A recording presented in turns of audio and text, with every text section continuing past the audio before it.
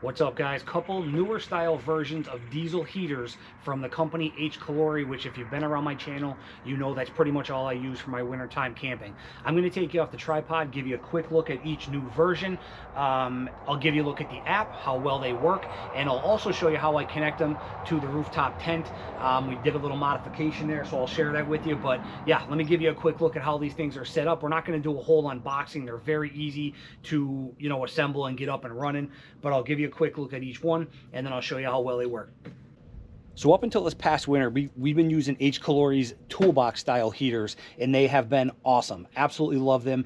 But again, they came out with these two newer versions a while back, and I wanted to put them through their paces before I made this video and give you guys my honest review on these things. So this one here is the L1-S. It's a little bit slimmer, a little bit taller than the toolbox style, so it just gives you kind of different options. Now you can see you have a 3-inch outlet port, so this is where the hot air is going to come out of. You have your LCD screen. It is app controlled, which I'm going to give you a look at that when we're up in the tent. I'll do a little clip and show you how that all works. Exhaust port. This is one thing they upgraded from their version 1 style toolbox heater. They gave you a longer exhaust port. Comes in handy there. You have your two little handles on the top. If you spin it around, you can see we have our air intake with the filter attached to that hosing, and this also draws in air. You can see we have our power port right there. Now, speaking of that, you can run this off DC power, which is obviously going to be a little bit more efficient, or you can plug it. I can plug it into my inverter, or you can use like any regular household outlet and run it off AC power. So you could do either way. Does come with a remote, but again, you can use the app, which I'm going to show you. The remote is just a handy, quick way to do it. I personally love the app. I got to be honest, I'm not even sure I've ever used the remote, but it does come with that if you so choose. Now, you do have your diesel tank up on top here. Very easy access. Just pop that lid off. It does have a filter. It's actually a removable filter for when you're pouring the diesel in there. And then if you undo the 4 clips, 2 on this side, 2 on the other side, you could actually lift this whole top panel off if you needed to get at anything or access anything on the inside. If I remember correctly, this is a 6-liter tank. If I'm wrong on that, I'll put it on the screen. But again, if you needed to access anything internally, it's as simple as that. To slide that top cover off when you're done, slide it back down, and you can see the little notches where those 4 clips clip in. That's basically all there is to it. I'll give you a quick look at the underneath and show you where the exhaust and the air inlet connect to.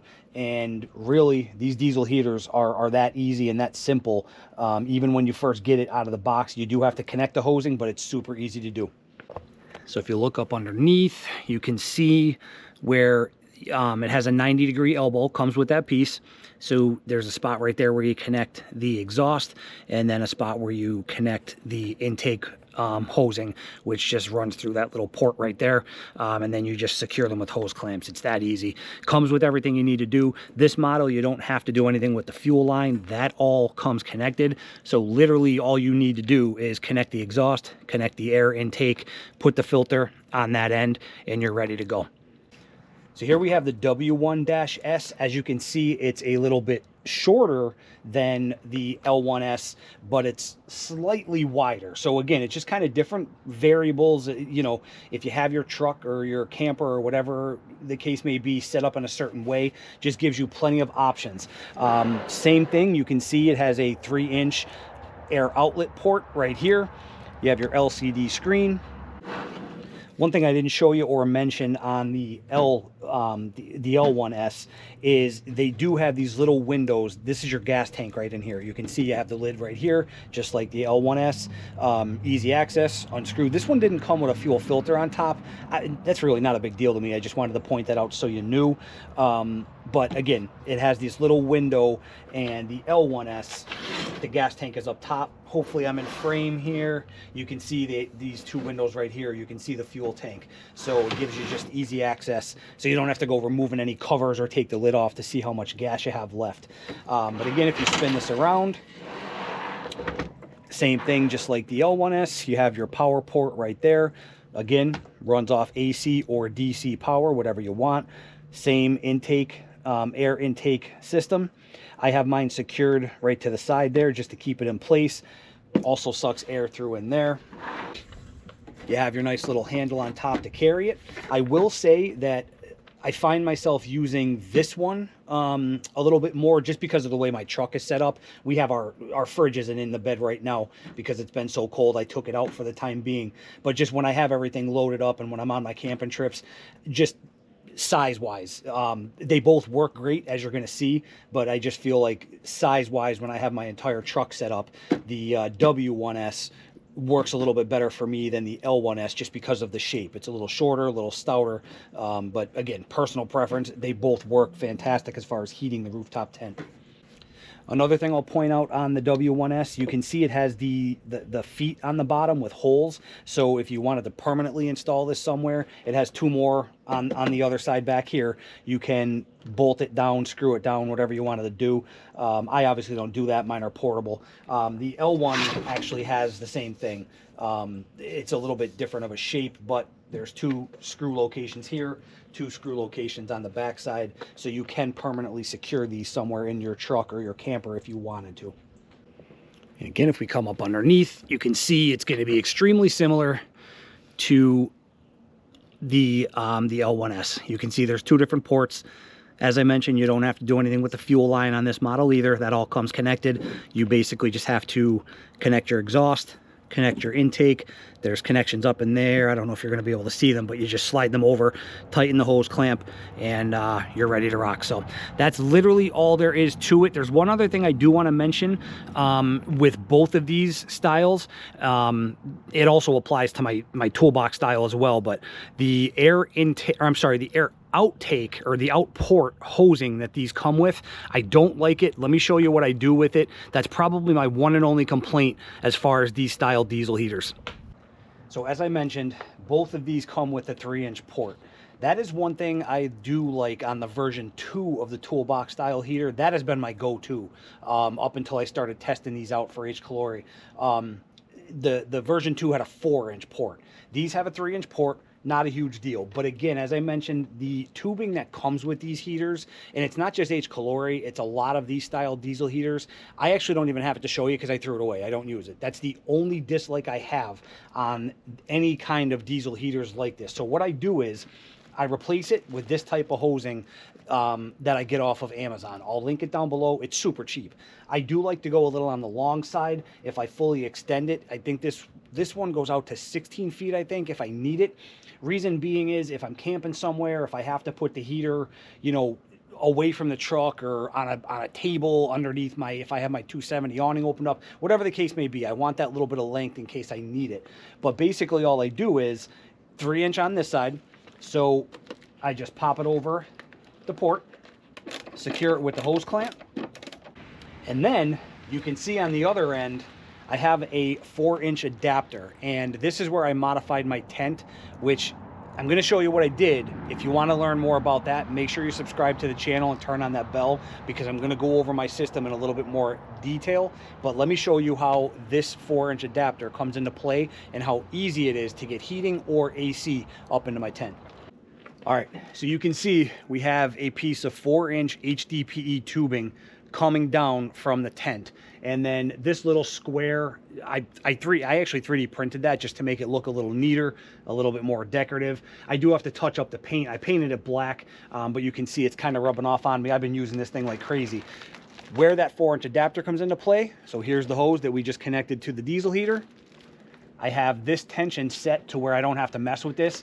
I have it just right where I can take this, slide it up on there.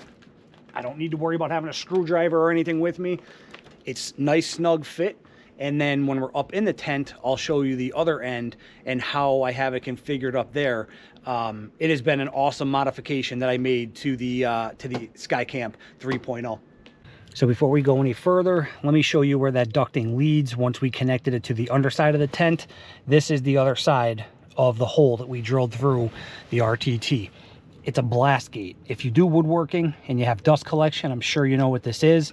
But you can see when we don't have anything running as far as AC or heat, it's closed. all we got to do, slide that open, and now if you look down in there, that's the tubing or that hose with the 4-inch adapter that we connected down below the tent. Okay, the other thing I do is, again, more woodworking stuff. I took another 4-inch adapter with a 45-degree elbow. I can pop that right over there like that, and that actually allows me to direct the airflow, whether it's AC, heat, doesn't matter. I can rotate this however I want it, spin it that way, whatever I want to do. Perfect way to get heat and AC up inside the tent. When I'm all done, I can just pop that off, close that up, good to go. There it is, guys. Look at the W1S and the L1S by HCalory. Let me give you a look at the app real quick. And the other thing I will say is, as far as fuel consumption and battery consumption, you're going to be able to see the battery consumption on the app when we're up in the tent, and I show you that clip that I took on one of my trips. These things draw extremely low power draw. So now we have a 400 amp hour battery system in our bed.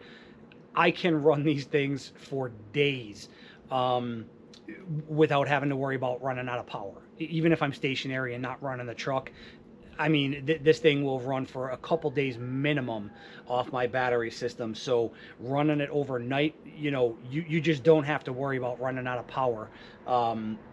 It draws extremely low current. And then diesel, the fuel consumption, if I fill this tank up, even on the coldest of nights, I mean, I've camped down by, you know, 0 degrees, give or take, and I never ran out of fuel in the middle of the night. I just make sure my tank is filled up, and before I go to bed, before I climb up in the tent, and this thing will run for 12, 13, 14, 15 hours, and I'll still have fuel left to go when I come down in the morning out of the tent. So let's get into the clip that I'll show you that I took on one of my trips, and I'll give you a look at the app, show you the battery draw, and we'll wrap it up.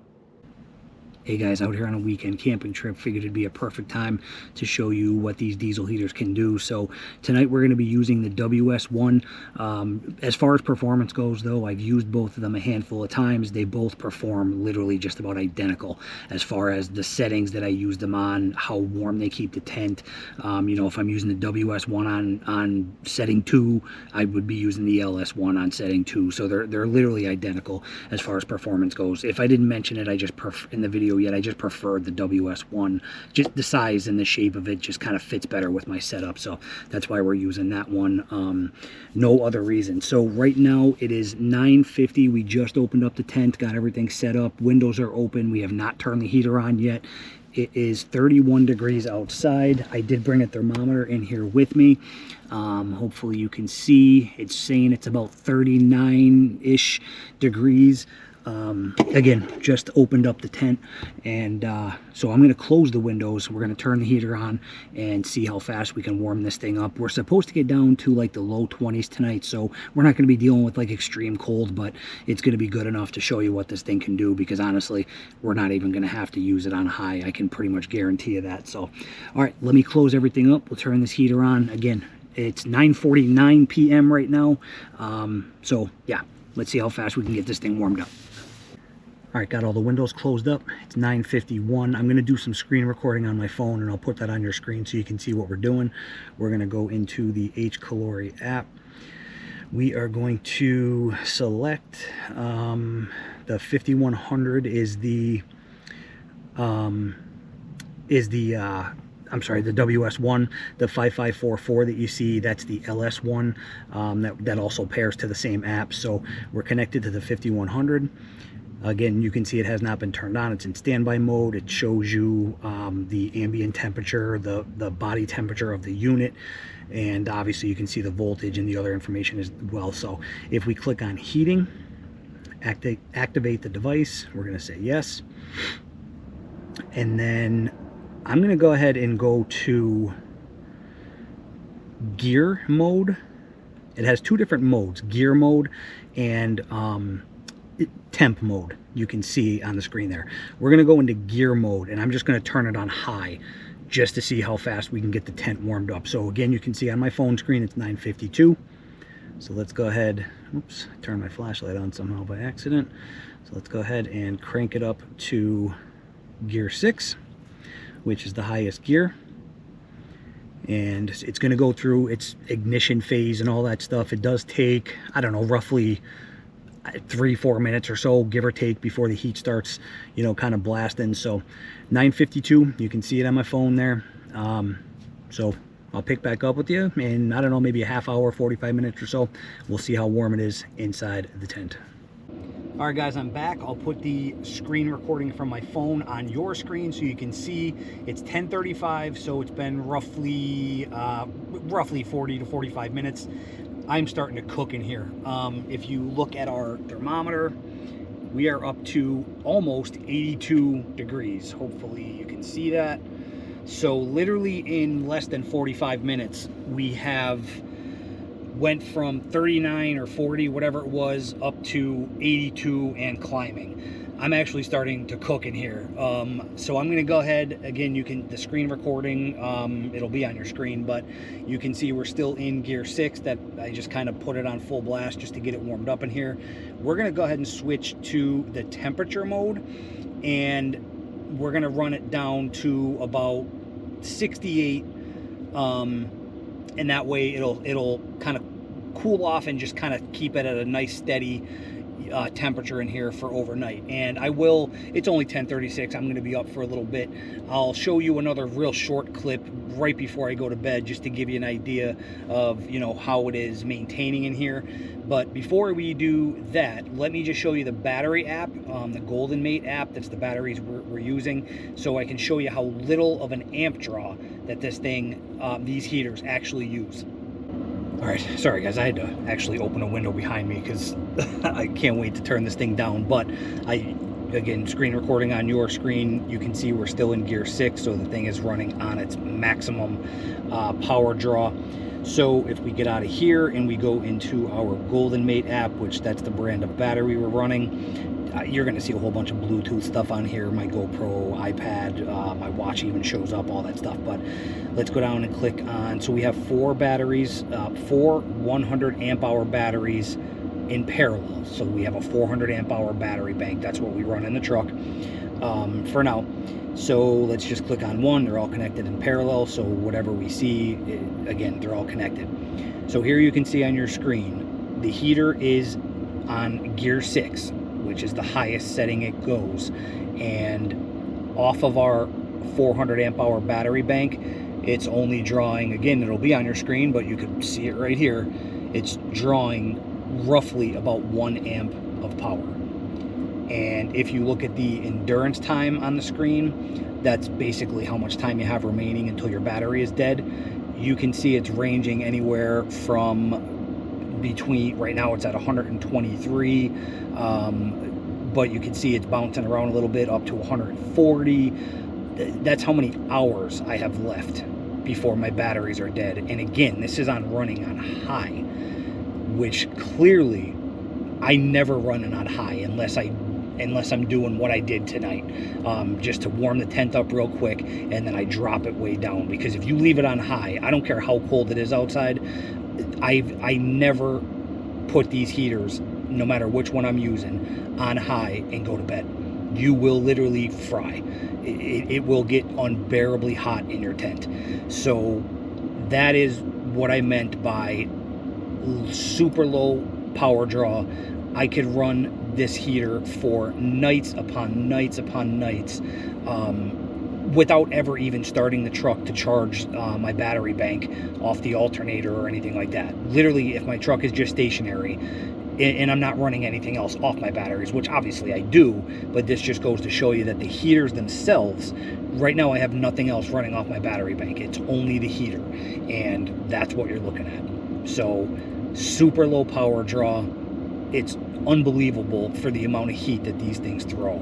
Can't say enough good things about it. So just wanted to show you that. And you know, again, I'll show you guys one more short clip in a couple hours from now, just to so you can see how it's kind of managing the tent. I got to turn this thing down though, because again, it is super hot in here. So I'm going to turn this down. I'll pick back up with you in a little bit before I go to bed for one last short clip, and then we will end the video there.